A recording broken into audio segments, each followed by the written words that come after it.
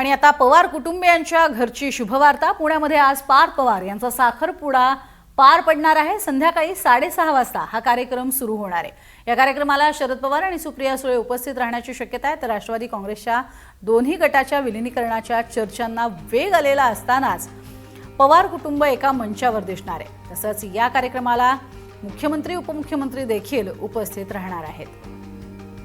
तर कायनाथ धार यांच्या सोबत असणारा हा साखरपुडा आहे पार्थ पवार यांचा।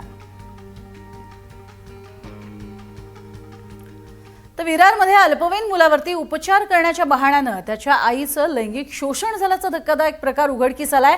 मुलाच्या उपचारासाठी वसई किल्ल्यातील कथित मांत्रिकाकडे नेण्यात आलेल्या महिलेवरती शारीरिक संबंध ठेवण्यास भाग पाडल्याचा आरोप करण्यात आलाय।